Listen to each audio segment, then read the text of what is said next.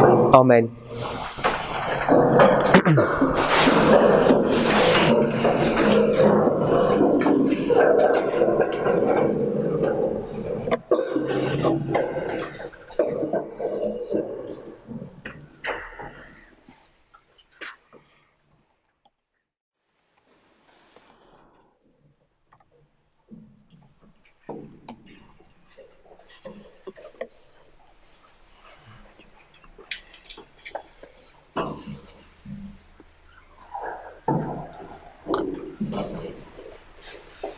So, we're trying to understand how to use Acts, Joel and Revelation to begin to establish how we can use some kind of logic to see when the establishment of the gifts are going to happen. So we've got quite a nice... Where did we read this from? How did we get to the passage from Acts and Joel? Sorry? 1SP, that's right, yes. So it's 1SP, page 8.2. Sorry? I was just going to do 8 till 9 because we read quite a bit. If you're okay to just do page 8 and 9, it's not actually referenced as points as the paragraphs because it's not Spirit of Prophecy. So we read that. It's not an inspired quote, and it reminded me that even though we spoke about the sun, moon, and stars, that you find the same information in Acts and in Joel. So when we looked at that, we saw that was Pentecost. That's relatively straightforward. And what I asked was, how do we go about sorting that out? And so when we started looking at that, then someone took us to GC 611. And why did we go to GC 611? I want us to trace back the steps. How did we get to GC 611? We started off by saying, let's try and find some logic to establish where to place the restoration of the gifts. The problem with many of these is going to be how you place these stories upon a line. And maybe we're doing that correct, maybe we're doing it incorrect. So I'm trying to look for, as the first step, an easier approach to doing that. So Brother William and I were speaking, and he was talking before about Pentecost. He said there was a re-establishment of the gifts at Pentecost. And we ended up looking at 1SP, page 8 and 9, and we saw that this person was saying that there was a re-establishment of the gifts at Pentecost. So that's where we got these 3 Bible verses from 1SP. And then when we looked at Pentecost, someone said GC 611, and we've got these 3 other passages. We haven't looked at them yet. So we're in GC 611, paragraph 2. It says the work will be similar to that of the day of Pentecost. So that's where this Pentecost came up as the former rain. So we know that in this story from 1SP and the Bible verses themselves, it's talking about the former rain. So that's where we've got to. And I just want to remind us, when I was going through this with our brother here at the front, I think it was, that I asked, how do you start lining these up? And we've got former rain, and we've got Pentecost, and we said this was where the gifts are restored.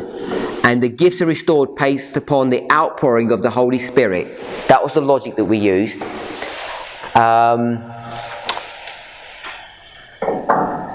And then I said, what we're going to do with that? Then my brother said, we're going to make an application. And then when we made the application, because we've got former rain, he said we're going to use an agricultural cycle. So this was former rain, latter rain. And if we were going to do that, then this would be Pentecost But we saw the model quickly broke down because this is Sunday law, and he'd read a Spirit of Prophecy quote that said Pentecost was Sunday law, so that model wasn't working. And then we noticed that even though this is former rain, what do we need to take into consideration? I'm going to call it scale.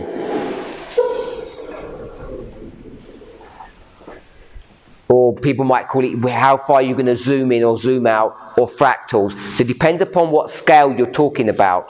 Because what I asked was, what was this line? And this was the line of the 144,000. And then I said, well, what line is this? I didn't explicitly say that, but we'd say this is the line of Christ. And if that's the former rain, the question that we need to ask ourselves is, where is latter rain? That's the question. And that's where things started to go wrong. And why did it start to go wrong? I would suggest because you are taking the old Christian dispensation and trying to teach, and trying to use that model at a lower scale. So what we had done was we'd taken the former rain, and that former rain at Pentecost is the former rain at a scale. And it's the scale of, you called it? Christian dispensation. So at the Christian dispensation scale, that would be the former rain. But if we're going to do line upon line, this is not the former rain. So I tricked my brother. He allowed me to do that. So I say it that way, because when he said former rain, and he hadn't got in his mind the subject of scale, then I went back and I said, okay, tell me where the latter rain is. And as soon as I asked that question, what happens in that relationship? Because I'm saying I've deceived him. And it really is. We have to be really careful as teachers that the questioner does not deceive you, and it happens often. So if I ask a bogus question, because I already know that this is not the former rain at a line upon line scale, and I've noticed my brother doesn't know that, because when he took me to this line and I'm saying you're lining up everything here, and he could see he was getting into a bigger and bigger mess, into a bigger hole, because I'm saying the gifts of the Holy Spirit, so you have to put gifts here at the former rain, and he knows very well that he wants to move it all to here. So he's saying, okay, we'll just do it at both. And I'm saying you can't do that if you're going to follow your own rules. So then I asked the trick question, if you're doing this and this is latter rain, show me where the latter rain is here. And it had nothing to do with the discussion. So I've taken him off the track that he's supposed to take me down, because I asked him to explain it, and now I've turned the tables round and I've said, well, you show me where latter rain is. And as soon as I've done that, he's in trouble because he's got messed up on scale. So I've already told him that this is the former rain at the scale of the line of Christ, and he's bought into that. And as soon as he buys into that, he's destroyed himself. There's no way to recover. So as soon as I saw that he'd done that, there's no point in us having the dialogue, because he's never going to find the answer. So I stopped that. Then I asked someone else, and I can't remember who that was, but someone else said, okay, let's get back on track. And I let them do that. That this is not former rain. He said this was latter rain. And then they brought in John 20 verse 22. Because by that time my point had been made. So you have to be really careful and be on your guard. It's not just about how clever you are or how much information that you have. Because the problem is, on this one, I already knew all the answers to that one, and some of us did as well. And I think my brother knew the answers as well. But because he starts down the wrong track, what's happening here is not a fight about who knows the most information. It's about who can manipulate whom. I want us to see that. And I subtly manipulated the conversation And as soon as that happens and he lets me do that, he forgets everything that he remembers. And you find yourself in a hole that you can't get out of. So we have to be really careful as teachers that it's not just about how much information you have, because the problem is you don't know everything. Someone's going to ask you a question about a verse you may not have seen before or not be familiar with, and you have to be really careful. I was going to say clever, that's not the right word. You have to be careful about how you approach things, and you have to think about many things. Is this person genuine? Am I going to end up giving him the right answer, or her? Am I being trapped? What's going on? And unless you've got discernment, special discernment, and most of us don't, you don't know if this person is genuine or not. So you have to assume what? You have to assume that they're genuine. You can't assume everyone's evil. It's a genuine question. But you have to be really guarded about how you approach things. The Bible says in Hebrews, be not many masters. That word masters is teacher. Don't be a teacher. It's not a good job. Because you can end up looking really silly, or you can end up teaching a whole heap of rubbish and you hurt people. Problem is, if you're not a teacher, you're going to fall foul of Ezekiel that says you have to be a teacher, and if you don't, you're going to die. So you're going to die if you don't become a teacher. You're going to be in big trouble if you do become a teacher. So I want us to see that discussion was not a discussion about who was clever and who knew more information. It was a discussion about mind manipulation, and it happens over and over again. So you have to be careful with me, because not that I would never manipulate you. I always do things up front and honest. I really do. But you have to be careful about me as being just a human being who's going to take you down the wrong direction. And I could do that, and it wouldn't have to even be deliberate. Because I was trying to ask a genuine question based upon his response to me. Now, I wasn't being malicious, I really wasn't. Because to me, the obvious question is, if you attain line upon line, then take me to that line and find me that. But I already knew he was never going to find the answer once he got that. So he got trapped. Does that make sense what happened there? So I want us to see, I don't want to talk about, this is mind manipulation and psychology or whatever, and you should be really careful about that. Most of the time, 90% of the time, it's all genuine.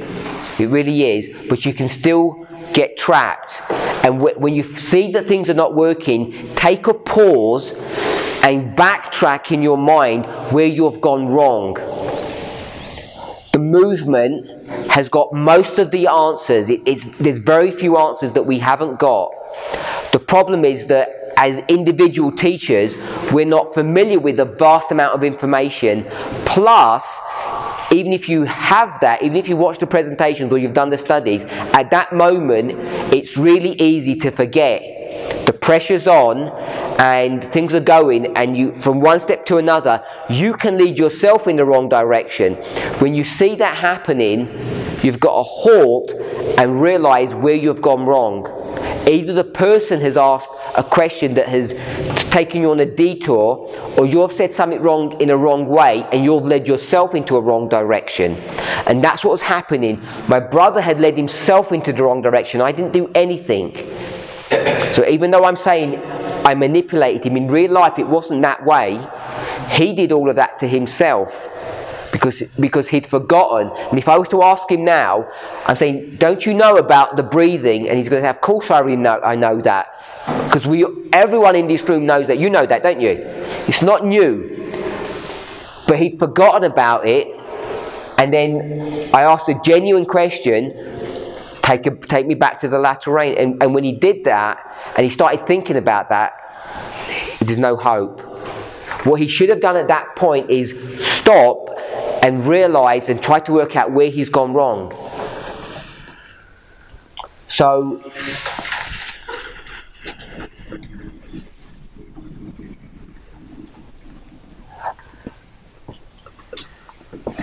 I just want to mention this. nothing to do with this study. You know, we're all teachers, and I don't think we realise this is not that if you're a full-time teacher or not, it's irrelevant. If you're a teacher, and the calling to be a teacher is extremely high, and I think we forget that. It becomes commonplace. We're here 4 classes a day. It can get tiring. Your mind can get distracted. There are many things that are going on, and we're supposed to take care of ourselves, because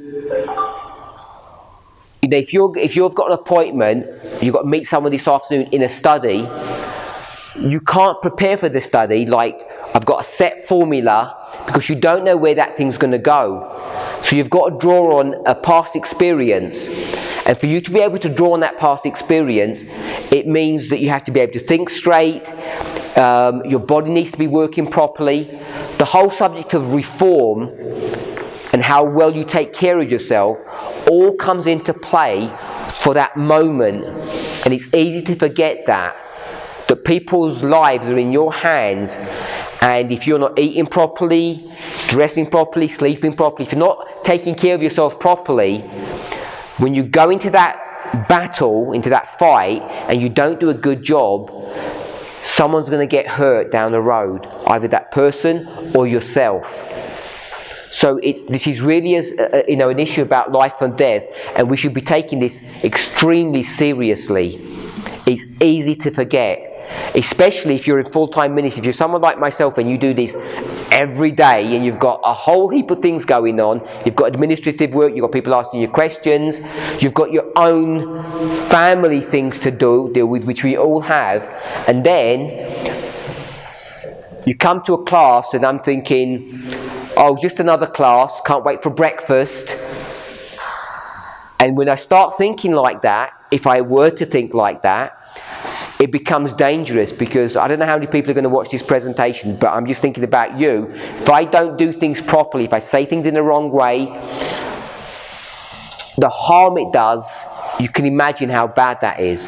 And I'm doing this 3 classes a day, 5 days a week. It gets difficult to maintain that level of mental focus. You're sitting there thinking, I'm tired, I've sat there for 2.5 hours already, and your mind wanders. So it's much harder for you than it is for me, because I'm in front of a camera and I'm thinking and I'm conscious about what's going on. You're sitting there thinking, because I'm not focused upon you, especially when I do one-on-one for 15 minutes with a brother, and you're thinking, when's he going to end this? Because we already know the answer, and this brother doesn't know what he's talking about, or sister. So mental focus becomes really important. We all know that this whole warfare is a battle about the mind. We know that. This is a struggle about mind. It's mind upon mind.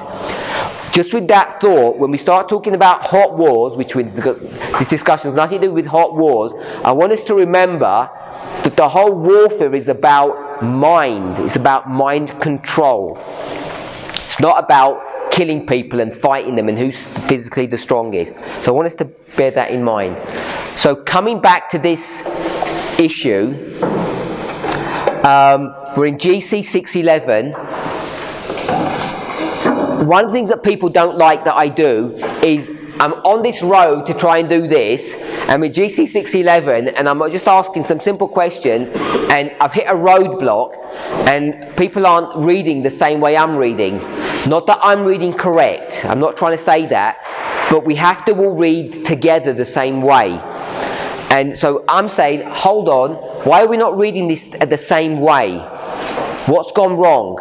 Am I not teaching correctly? Am I reading wrong and you're reading right? So I'm willing to stop and say, let's see how we read this, because I'm concerned that we're not reading it all the same way. So that's why we get paused and people say, I never come to a conclusion. But for me, if we could all go away and read GC 611 paragraph 1, it's one of the most important passages in our movement. We're only here to go to GC 611.2, by the way, that's why we even got here. But now we're here, I wanted to make sure that we understand what we're doing.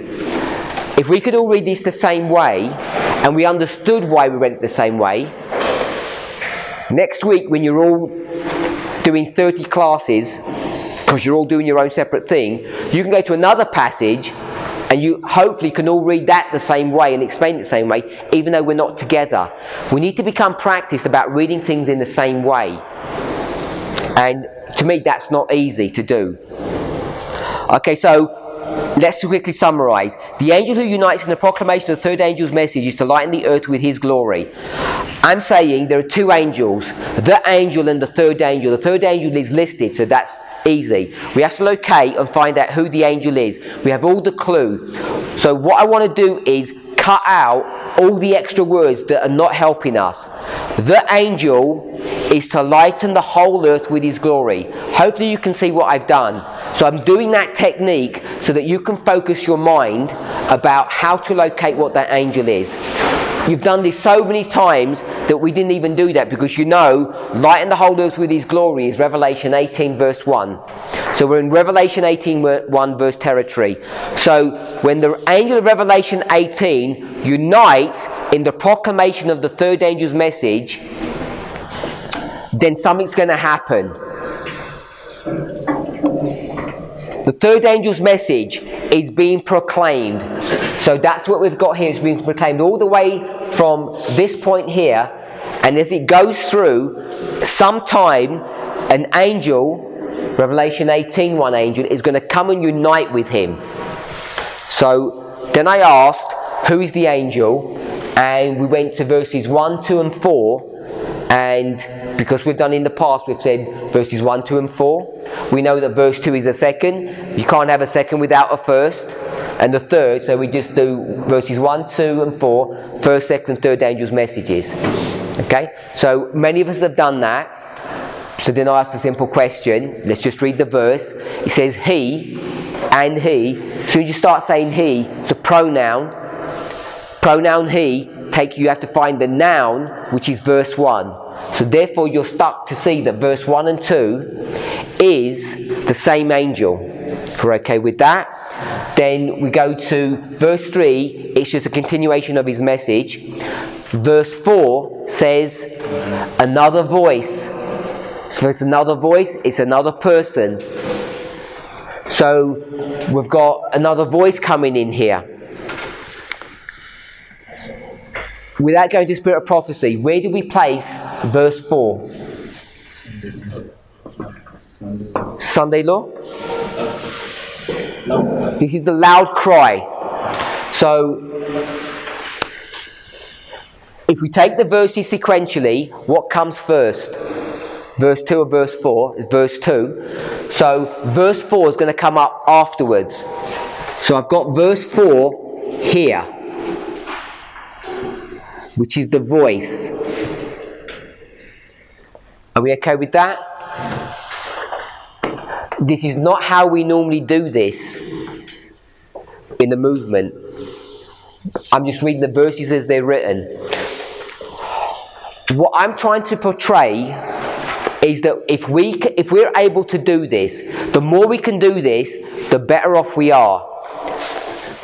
Is to go to a Bible passage, now go to inspiration, Spirit Prophecy Bible, read it in its most natural and plain form, and if we can do that and make it work into our message, that to me is the goal that we should attain to. Does everybody understand what I mean by that? If we can get a natural reading of these verses and make them fit our existing models, to me, we know that. What do we know about our existing model? We know it's, Sister Emma? We know it's correct because we just took a normal reading. Take any Adventist off the street, any conservative, liberal, wherever you want to go, and say, read the verses, tell me how it reads. And they might say, well, I don't know how to read scripture. You say, everybody can read English. You might have to help them a bit with the pronoun or whatever. Everybody should come to the same conclusion of this picture work. If you don't, there's something going wrong, because it's a natural reading. If you want to make an application, state it as a fact. Say, okay, the natural reading, now I want to make an application, which is not there to be read. Then the person says they've got two options. What's the two options, Brother Roger? I'm making the application. I'm telling you, do you agree with that natural reading? You say yes. So I say, okay, now I'm making an application and I want to do something different. And you've got two options once I've given you the application. To accept it or reject it. What is the it you're accepting or rejecting? The application, you're not rejecting the word of God. You're rejecting me. Because I'm making the application. So now you have to reject or accept me, which is fine. If we can work on those terms, we're on much safer ground. Because what do we normally say?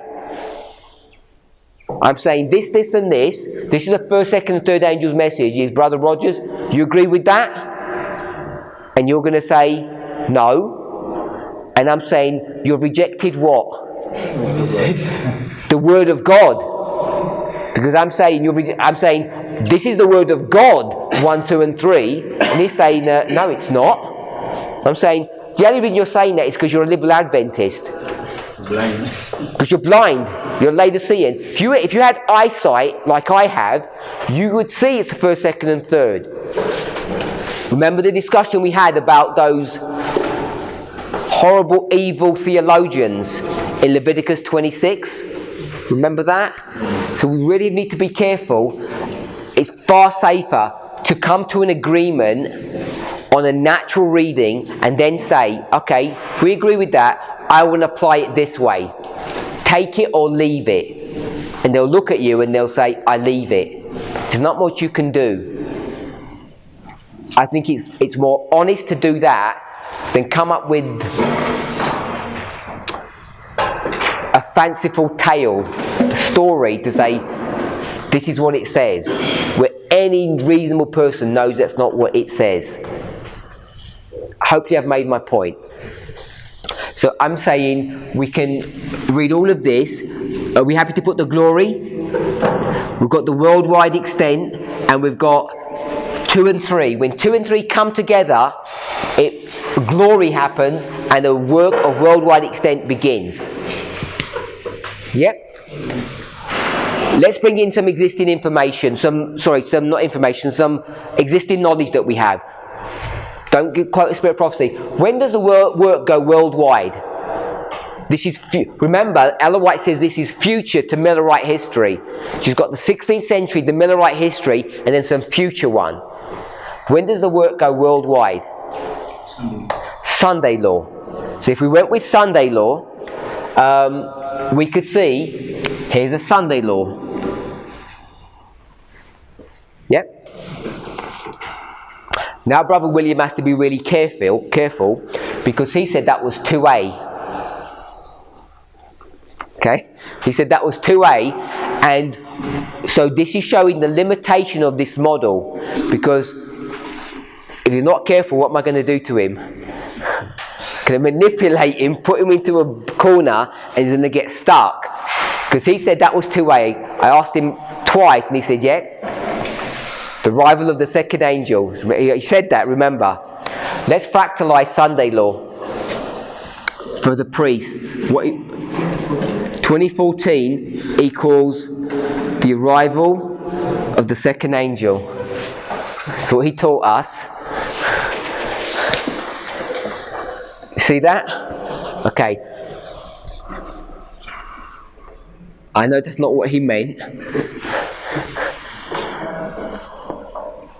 Why did you say that was the arrival of the second angel?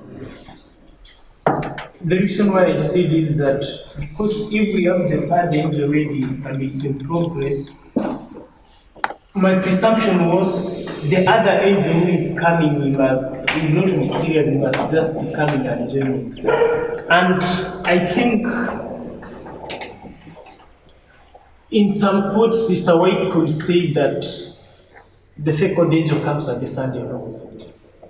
So I had that in mind. You say some quotes. Yeah. This is GC 611. What chapter is this? This is chapter 38. which is the final warning, which is what history? Sunday. This is Sunday law. This is Sunday law chapter. This is the Sunday law chapter. So, if you're doing a work and someone unites with you, what were they doing before? They were not working. You're doing this work. It says, unites in the proclamation. So, a natural reading of that is the third angel's proclaiming. What's he proclaiming? What's the third angel proclaiming? Sorry? The literal words is, don't receive the mark of the beast. So he's saying, don't receive the mark of the beast, all of this. And then, this angel will unite with him. What does that mean? Join him. Yeah. Which means he didn't join before. So, if you're going to take that, what are you forced to do? You're forced to make him arrive here. Yeah? The difficulty is, when we do that, you have to know a bit more things than just this to be able to make sure you don't get into a problem area. And so that's where you have to have an information or knowledge base. Otherwise, you'll be in a study, and if you deal with someone who's clever, they'll get you into a mess, and they'll say you're a mega person. You're a bad person. Okay, so we have that. A work of worldwide extent and unwanted power is here foretold. So we've got worldwide extent, and we had extra power or something. Then she says the Advent movement of 1844 was a glorious manifestation of the power of God. So I've got glory, and this is power of God.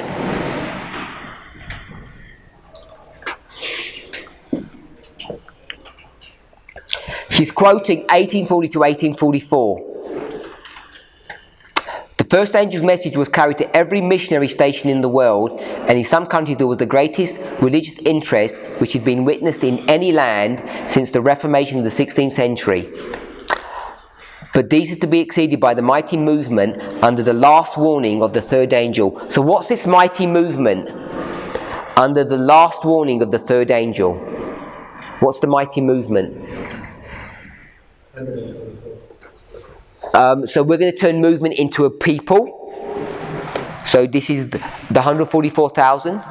So the 144,000 come here at the Sunday law. Is that what you're saying? This is the last warning of the third angel. What's the last warning of the third angel? Sorry? So we can mark the last warning of the third angel at the Sunday law. What's the first warning of the third angel?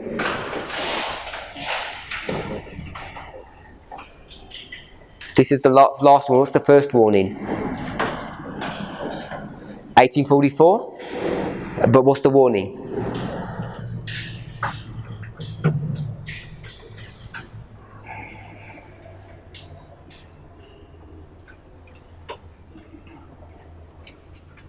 Has the message changed? Same message since 1844. 1844 message is don't receive the mark of the beast. But this is the mighty movement under the last warning. Is there some dynamic change? What's changed? And they tried. Revelation 14, the third angel is telling us, is warning us about the mark of the beast.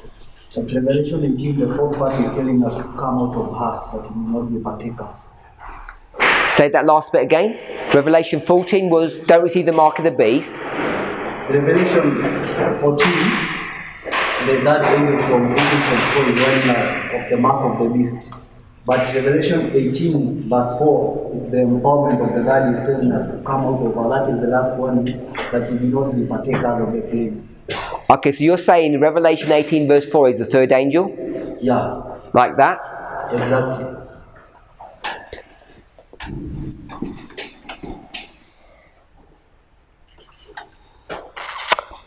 Okay, so we'll hold on to that thought, because we don't have any information here. Because you don't have verse 4, you just have verse 1, I think, and then you'd say verse 2. Because when he says he unites, would he have to bring verse 2 into that?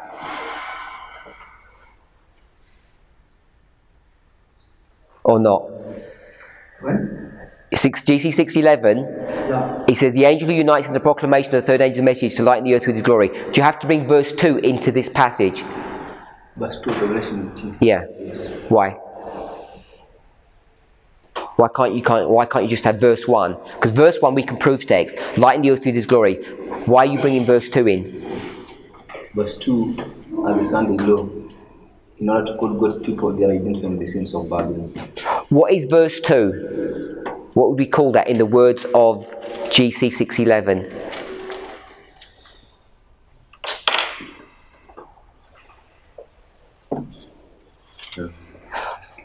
What's the third angel doing Doing when? in this passage? What word does it say he's doing? To call. Sorry? To call. Proclaiming. So after we don't call proclaiming, we use another word, crying. So the third angel is proclaiming. So the work he's doing is proclaiming. And when it says the angel will unite, the second angel, or Revelation 18:1 unite, what is he uniting with? I don't mean who, I mean the third angel. What is the uniting in? He's uniting in what? In proclaiming. Where do you see proclaiming? In verse 2. So you drag in verse 2 because of the work. The uniting is in the proclamation. So we don't have just verse 1, we have 18 verse 1 to 3. Are we okay with that? Because verses 2 and 3 are connected together. So the fact that he's uniting, you know that this is verses 1, 2 and 3 all here. It doesn't have verse 4 in this passage, so we can't deal with verse 4 in this passage. Are we okay with that? Okay? When you see in Revelation 18:1 to 4, to me I see all the messages are here. You see? All the messages. The first, second, third message. Tell me where you see the third angel's message. Which verse? In verse 4. Okay, in verse 4, it's the third angel's message. Tell me where the third angel's message is there. Before you do that, tell me what verse 4 says. Verse 4 says, Now, don't read the verse. No, I don't want you to do that. Tell me what verse 4 says. the verse 4 is a call out not to partake of the sins and not to receive of the plagues. Okay, so tell me in a story way, in a simplified way. You've got that's the essence of it. Yeah, because the third angel is just a warning. No, not third angel. Tell me what that says. Not the third angel. Tell me what that says. Then you're going to show. Then you're going to make the connection. First, tell me what that says. Yeah. Okay. Verse 4 simply is telling us to come out of Babylon.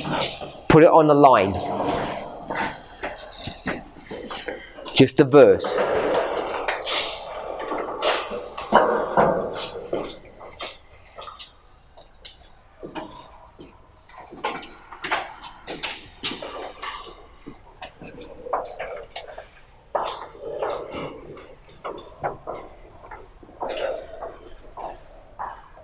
Put the loud cry. Sorry?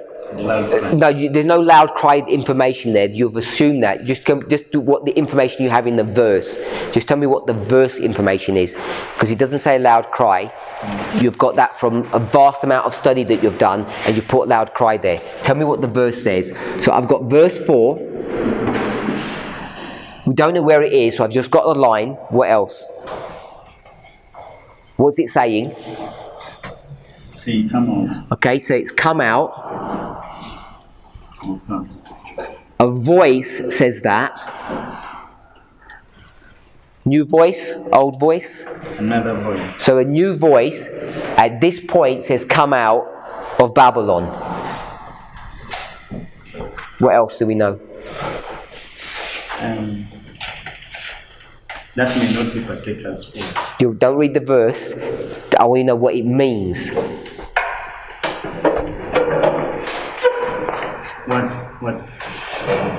What information can you glean from that?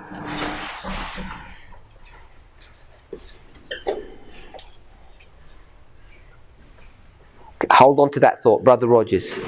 Finish that off. Come out. So I've got come out. So there is no receive halfway. Okay, but I want you to explain that in a structure. Okay. Come out. So that in the next phase. Next what? Next phase. Phase. Okay. I don't know, but What, at this point, come out at this point. because judgment is coming. So what do you want me to draw? A line. Another line, Now judgment comes there. and this is judgment. Please. It doesn't. It says plagues. So we'll assume it's what? What plague? The 7 last plagues. So we'll assume it's the 7 plagues. So verse 4, all it's saying is you need to come out now before the plagues come. That's all verse 4 says. Come out, and I'm going to put the word before. So that's, to me, that's all verse 4 says. We've got a structure. We've got the plagues. We know where all we know is it's before the plagues. And plagues we're going to mark as Daniel 12:1. So we don't know where this is. All we know is that it's before the 7 plagues. The way the verse is structured, and we can assume that it comes after verses 2 and 3. Or we might say it's at the same time. But it's not before. Can we see that? Verse 4 is not before verse 1. Yes. How do we know it's not before verse 1? And another. Because it says, and another voice. So where's the earliest you can place that? Sorry? Verse? After verse, the earliest you could place that, because that's the latest you place it afterwards. If I said an angel came down, he cried, and someone else cried. Earliest is together with verse 1. The earliest would be verse 2, because we don't know where verse 2 is in relation to verse 1. He could come down at verse 1 here, and then he could cry 100 years later. We don't know when that time span is, but the earliest verse 4 would be at the cry. An angel came down, he cried, and I heard another voice. Are we okay with that? So we've got a relationship between verses 1, 2 and 4. So the earliest you could place it would be 1 to 3 would be here, or 1 to 3 could be here, just before or just after. We know quite a lot of information just from the verse. And what we have not done is used existing knowledge. All we did was proof text plagues. That's all we did. And I think that's probably reasonable. But even if you didn't do that, all of that is correct. I just would have taken the 7 out and taken Daniel 12:1 out. So you tell me how that is the 3rd angel. If we take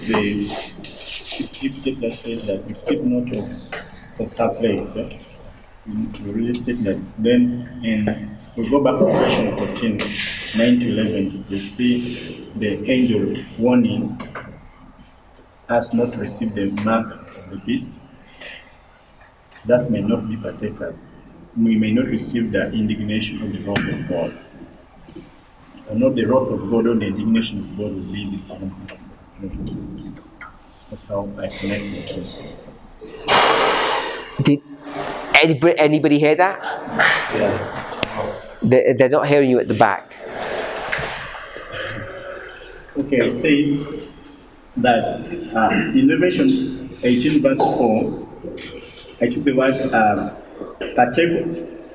I took the word receive not of her plagues. Yeah?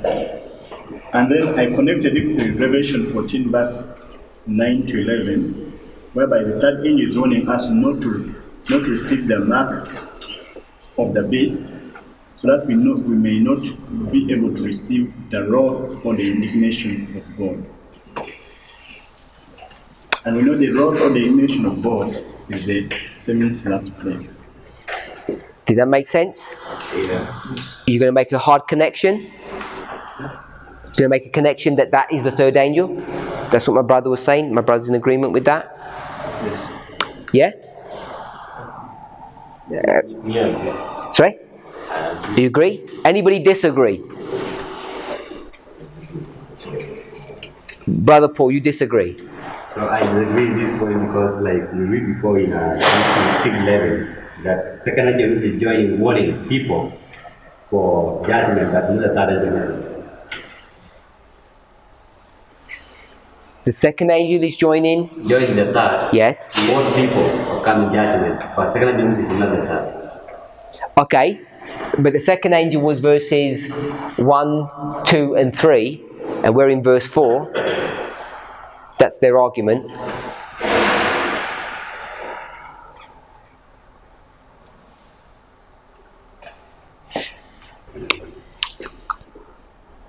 And does anybody else disagree?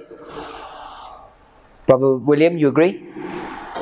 I didn't understand what he said. You didn't understand what anyone said? I'm saying I didn't understand what he said. Oh, you didn't understand what he said? Is verse 4 the third angel? That is what I didn't understand this concept. Okay, I'm asking you, do you believe it's the third angel? He says it is the third angel, I'm asking, do you believe it is? Verse 4 is another voice, so probably it's different from that of verse 1 to 3. That wasn't my question. My question is it the third angel? He says verse 4 equals third angel. So what I see that verse 1 to 4 has the combination of all the 3 messages. Verse 4 is the message of the third angel. Yep. So verse 4 is the third angel. So that's what you're saying. So I'm asking him, do you agree with that? Why are you reading for? You must have no. If I say it's the third angel, I need to prove what, so that's why I'm looking at it. Okay, so I'm not asking. I'm asking you think it is? It could. It could be. Okay. And my brother's saying because it's the warning. Verse 4 is a warning not to get the plagues, and that's what Revelation 14, 9 to 11 is. A warning. Don't see the mark of the plagues because you're going to. Don't get the mark of the beast because you're going to get the plagues. Yeah? So that's the connection he's making. So I'm the only one who's disagreeing then, besides Brother Paul, because I don't think it's the third angel. What's the second angel? What's the second angel's message? Babylon is fallen, is fallen. What's the third angel's message? It says that, and the third angel followed, saying, No, don't read it. Don't need to read it. Don't get the mark. Okay with that? And what's verse 4? Come out. So I'm saying just at that simple level, they're not the same message. They're different messages. The fact that you're saying don't get it because you're going to receive plagues, or come out or you're going to receive plagues, the plagues bits where proof texting, that's what my brother did, proof text the plagues, and to me it's another danger of if you don't proof text carefully, you can end up coming to a wrong conclusion. Yes. Is the voice from heaven, the voice the same with the angel of verse 1? That one in verse 4, the same with the angel of verse 1. Verse 4 is the same angel as verse 1? Yes, because the one that is an angel coming down, and then verse 4 there is a voice again from heaven. Is it the same? But he says another voice. Yeah, when you read verse 4, it says, and I heard another voice from heaven. Okay. Then you read verse 1, I saw an angel come down from heaven. And I'm asking, is it the same angel doing the same work? Are you asking or telling? Asking. It's another voice, so it's a different angel. Different angel. I don't know if it's an angel, but it says a voice. I'm assuming it's an angel. Why would you think it's the same? Because the angel of verse 1 is the one saying Babylon is falling. But verse 4 is saying come out. That could be a different word.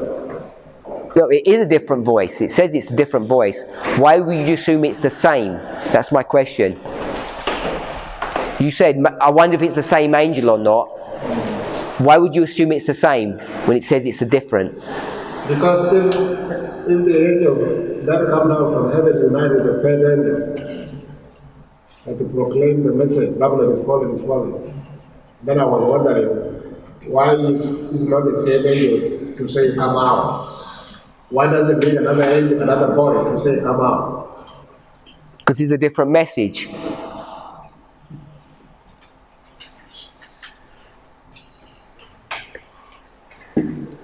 Okay. Loud.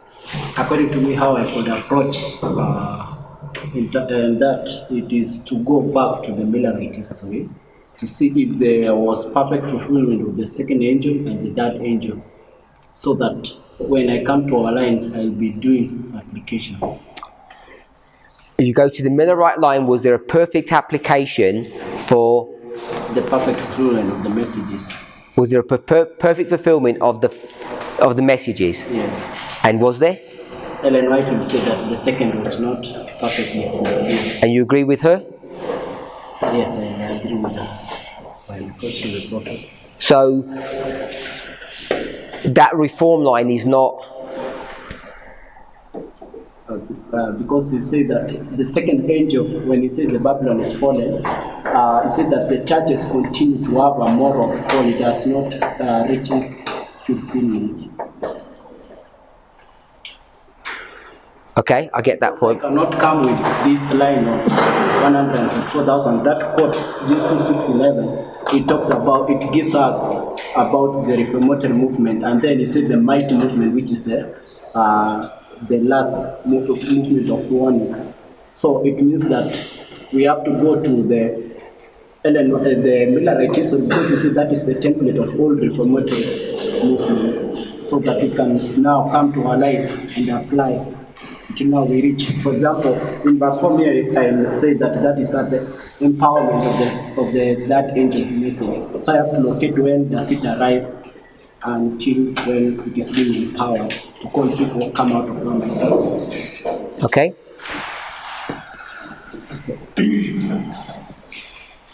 Okay, you're saying that I disagree with the point that Brother Jordan made. Who's Brother Jordan? Okay. About making Revelation 18 verse 4, the third angel. Okay, I think I understand why you're disagreeing. And if I'm hearing something, you have to make it the second angel. You're going to make it? The second angel. You're going to make it the second angel. So, because I was to ask, why do you disagree with me? Why did I disagree? Because this one says don't get the mark and this one says come out. They're both different messages. But the third angel says also come out. Where does it say that? The third decree is coming out of Babylon. Second decree coming out of Babylon. First decree coming out of Babylon. So the third decree come out of Babylon. Second decree come out of Babylon. First decree come out of Babylon. So all the three messages is a call out of Babylon.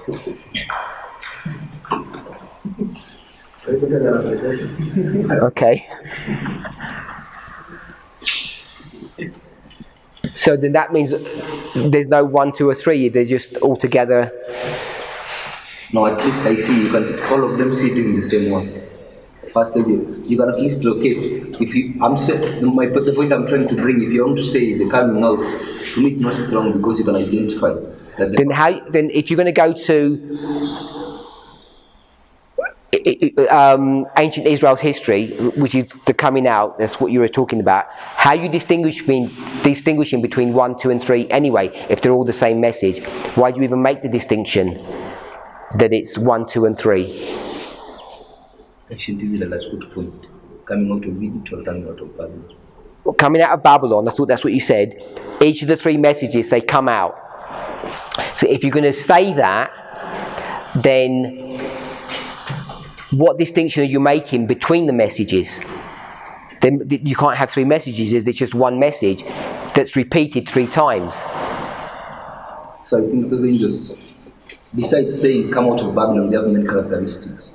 So you want to have distinguishing characteristics, but one thing you can identify that is common among them, at least in the reform line of Ezra and Nehemiah, is that in each one of those there is a call out to Babylon. But I already acknowledged that there's a commonality between this one. Don't get the mark of the beast because you'll get plagues. Come out because you'll get plagues. So there's a commonality between them. I'm acknowledging that. But you still mark distinguishing features between them, between 1, 2 and 3.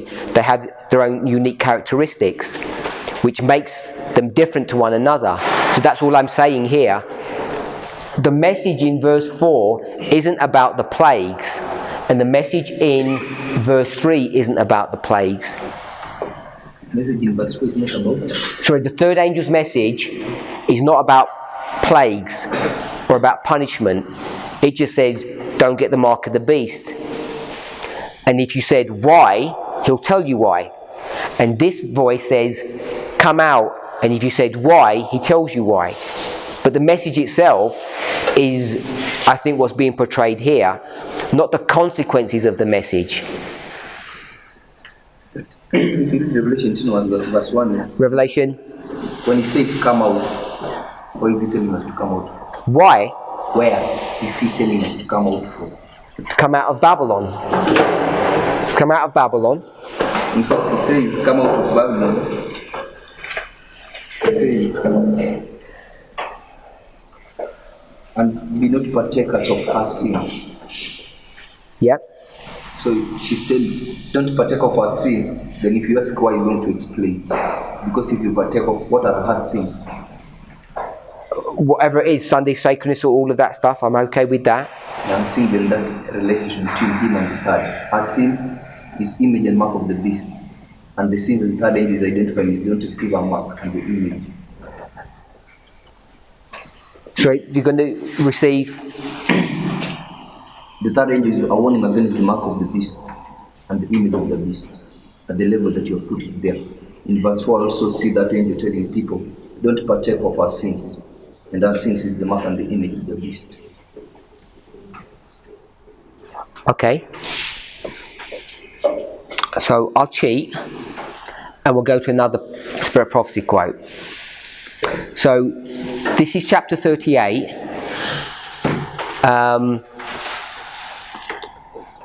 Let's go to early writings.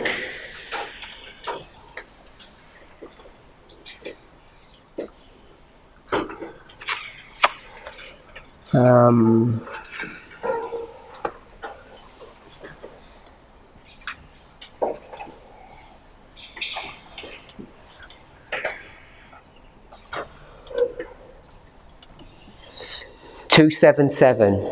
So early writings 277.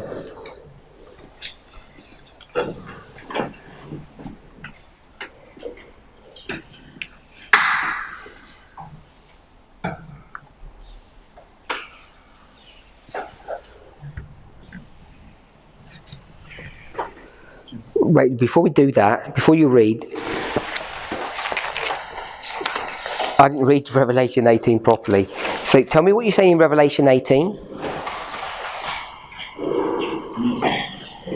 Verse 4, and I heard another voice from heaven saying, come out of her, my people, that ye be not partakers of her sins, and that ye receive not of her plagues. So you're saying that ye be not partakers of her sins, so you don't do the sins that she's doing, And you're saying the sins that she's doing is Sunday sacredness. Sunday sacredness. And you're saying that you don't partake of it means that you don't receive it. Yeah. Receive it and don't partake of it. Okay, so I get that. So 277 paragraph 1.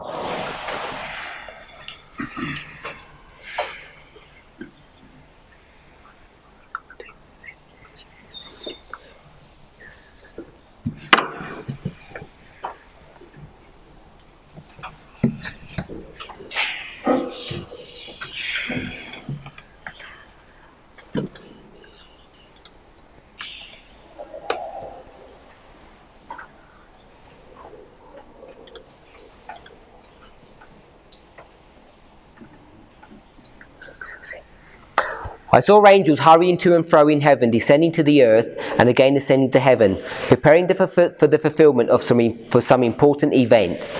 Then I saw another mighty angel commissioned to descend to the earth to unite his voice with the third angel. So everything that we've discussed already from these verses, when we just looked at the verses and looked at GC 611, is being verified here. So when it says he's unite, it tells you what the uniting is. It's uniting of the voice, uniting his voice with the third angel, and give power and force to his message. Great power and glory were imparted to the angel, and as he descended, the earth was lightened with his glory. So everything that we've said so far, we all agree? When he descends from heaven, that's when the earth is lightened with his glory. So it's the arrival of the second. He wasn't here before. All of that we worked out all before.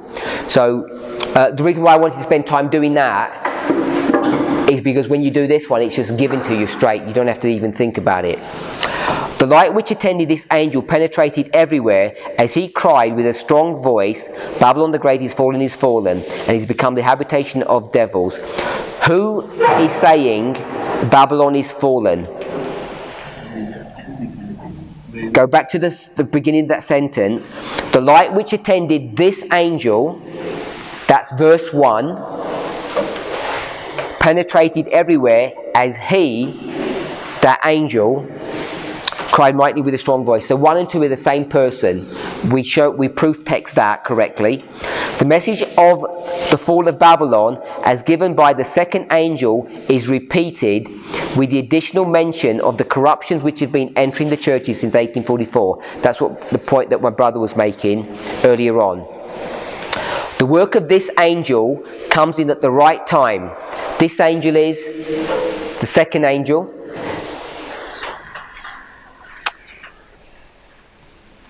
To join in the last great work of the third angel's message as it swells to a loud cry.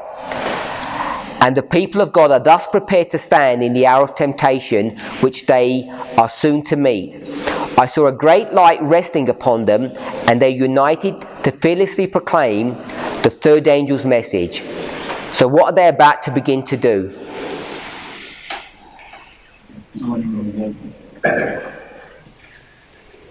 They're about to proclaim the third angel's message. I saw a great light resting upon them, and they united to fearlessly proclaim the third angel's message. So the people unite together and they proclaim the third angel's message. Or they're united with whom? Who are they uniting with? It says, and they united.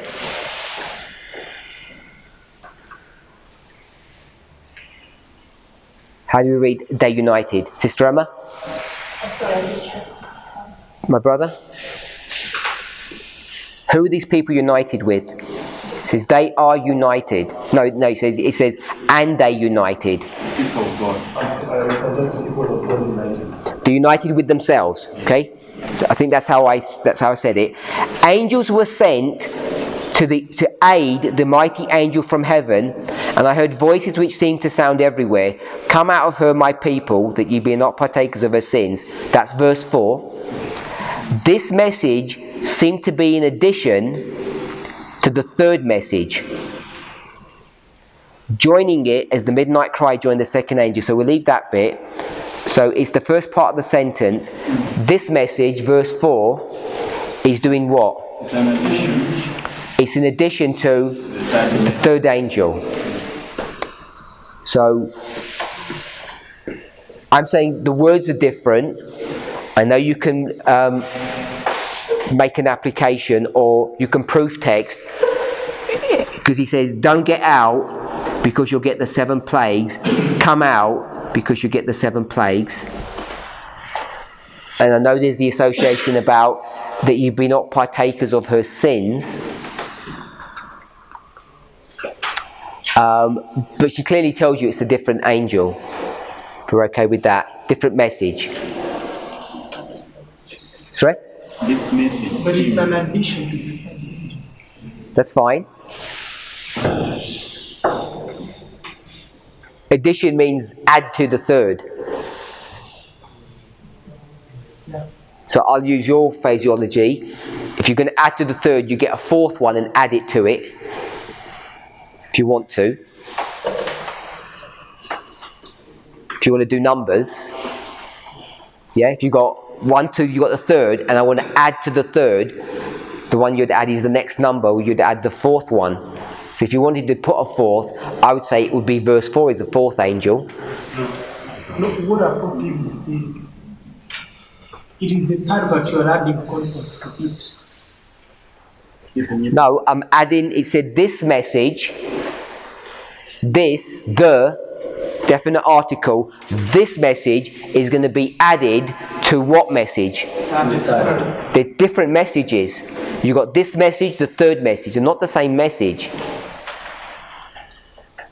You're adding them together or combining them. Someone said something here? I heard your voice. Go on. What did you say? I'm good. You said you're good. I didn't hear that. I'm good. I heard something else. I was asking what that addition means. Oh, okay. I'm saying addition means, when you look at above, it means to unite. Then I saw another mighty angel commissioned to descend to the earth to unite his voice, to add his voice with the 3rd angel. And this one, and then it says, this message seemed to be in addition to the 3rd. I'll go with my brother first. I had a question. Understanding that this message is an addition. Now I had a thought that when you read verse 5 of Revelation 18, it says, "For her sins have reached unto heaven, and God hath remembered her iniquities." And you know, this is Babylon. And when you read Revelation 16:19, tells you that the purpose is her sins are remembered at sun below. Can you now put an application and say that this voice joins the 3rd angels at sun below and God remembers her sins? You could. She quotes verse 5 here in this passage. I only read the first part of the statement. So these angels that come down, they're verse 4 and 5. I had verse 4, but it's verse 4 and 5. So if you go back to the paragraph, it says, angels were sent to aid the mighty angel from heaven. So what does that mean? They are helping in the one. They're helping in the work. The work that who's doing? The second. So the second came, he united his voice with the 3rd, which means he's doing the work. Then what happened? Other angels come and join. So it seemed to me, the reading is that they come afterwards. So first he came, then he came.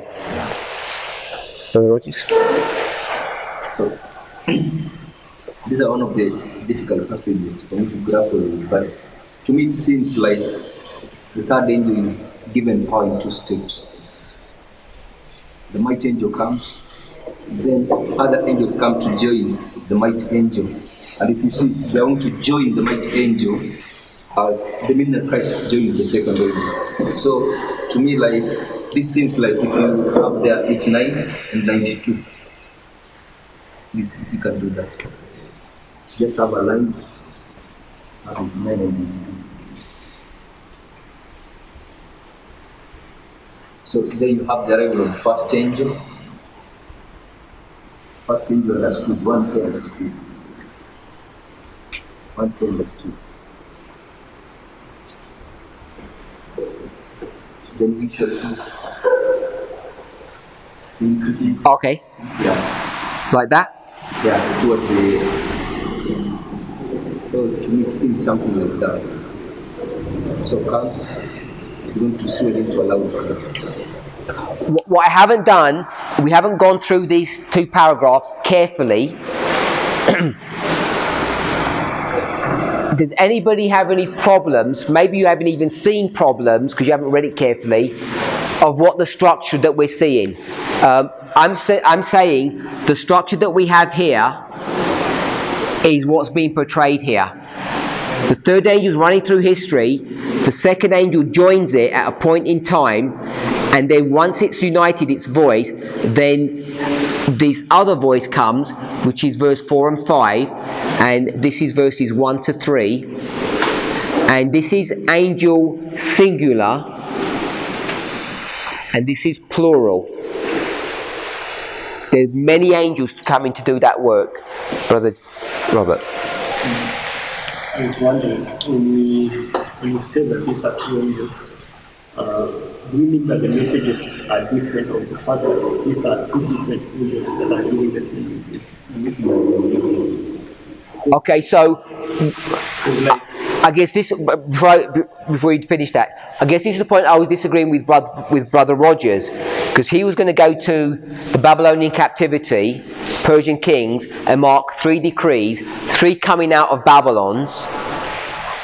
And I'm saying, well, if you do that, you've just got one message that's going 3 times. Then you don't have 3 angels, or 3 angels' messages, because each of those messages are separate and distinct. Ellen White's going to say they come in their order. You can't have a third without a first and a second. If you start making them all the same, you're going to get into a problem. So my understanding is a message is given by a messenger, and if you have a different message, you have a different messenger. You have 3 different messengers giving 3 different messages at that level. Now, if you're going to say, well, who are the 3 different messengers? The answer is, in Millerite history, it's the same group of people. They're just giving 3 different messages. So I'm saying at one level, they're 3 different people, even though at another level, you might argue that they're the same person. And you can flip that around and say, they're actually all the same message, which basically you could say, get your life in order. That's what all the messages are basically saying, but they're broken down into varying steps so that we can experience things in an orderly fashion. So to answer your question, oh no, you carry on. so I'm not sure that I fully understand it correctly, but we told that this angel come out of her, which is that angel just like the midnight cry during the second angel. And if you go to the history of the midnight cry, Sister White says that these are different angels that came. So before we go to the Millerite one, because that's just a comparison, we don't need the comparison, that just helps us. So how do you read it as is without the comparison?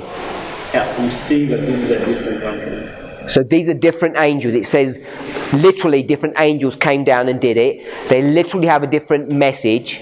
So we have all of that. So do you agree with that structure there? Yeah? So we agree with that? I wanted just to look at the word addition. Like, we can be maybe in a battle, maybe we are few. Then at the command center, they send other forces. Now, if other forces come, to me I see it like an additional power to fight the same battle. So let me ask you a question. Why did this angel come down?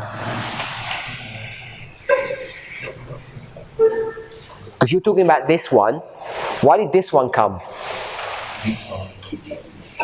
Use your same model. Why did he come? To add his power to the third angel. So they're in a battle. The command center says, Sends another angel, mighty angel. and then they say that's not enough. Then another voice will be heard. Okay? So carry on with your analogy. So then it brings us down to see that these angels who are coming cannot come to do a different work. the same work which the first angel all of a sudden was doing, the others are going to do the same work. Now, these are just additional force of arm to complete the work. Why do they need to come for? What's their purpose? The purpose is to complete the work. Sorry? To complete the work in greater. To complete the work. So he can't complete the work.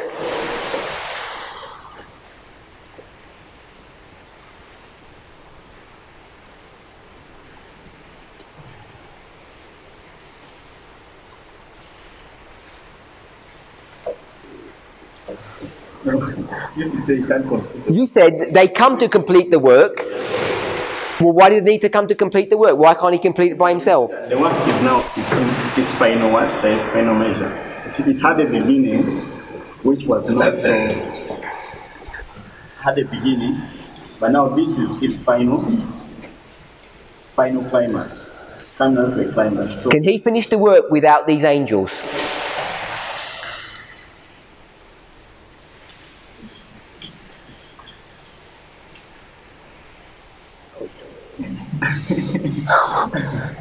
I'm not asking you like tricky questions. To me, they're like obvious ones. Let me read something. Then I saw another mighty angel commissioned to descend to the earth, to unite his voice with the angel, and give power and force to his message. Who has the power and the force? the other angel, the mighty angel, The second angel. And what does he do with his power and his force? lightens the earth. No, it doesn't say that. And to give power and force to his message. His message, Whose message? that angel's message. So the third angel doesn't have what? It doesn't have power and force, which means it can't finish the work, which is why you said they need to come to complete it. So I said, can't he complete it by himself?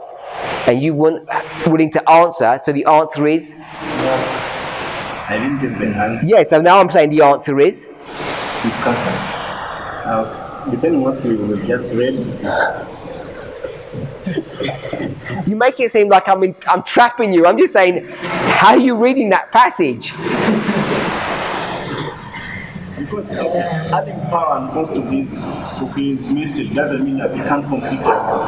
Yeah, he can complete, but now what if complete the power of the work with a greater measure?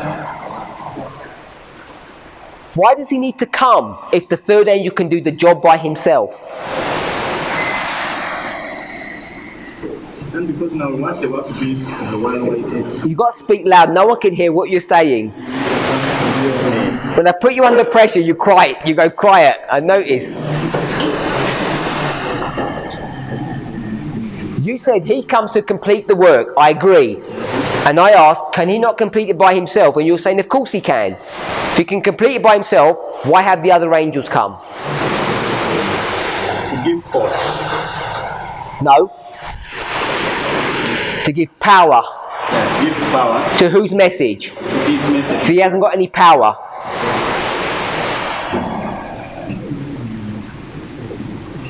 I'm not reading, I'm just saying like that's what it says. You smile. Did he have power, this third angel?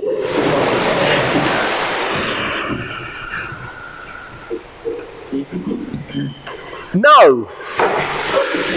He doesn't have power. Who gives him power?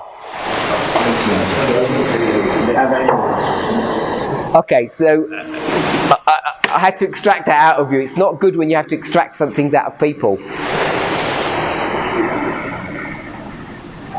I'm not sure why you're unwilling just to agree that that's just the normal reading of that passage. What's in the back of your mind for you, that you're not agreeing? That I'm forcing you, because I'm forcing you to agree, and you're not naturally agreeing, and I don't understand why. Okay, what I'm Loud. why I'm not agreeing is that, or what I'm not taking it easy. I'm not hesitating to agree to what your question is that. The third end, we know when we look at the outpouring, the Spirit of God, it comes in two phases. Yeah? First, it comes as the what? The former rain, or the sprinkling. Yeah? That's to me it's a power. Yeah. Then afterwards we find the what? The final. Yeah, but this has got talking about nothing about that. This is just talking about the loud cry, and she's given this thing. We went here because we came from GC. So I'm just saying, if you read that, how are you not reading that he didn't have any power? It's because you have a certain conclusion. One technique of saying that. And I want to avoid that. We're closed. We've run out of time.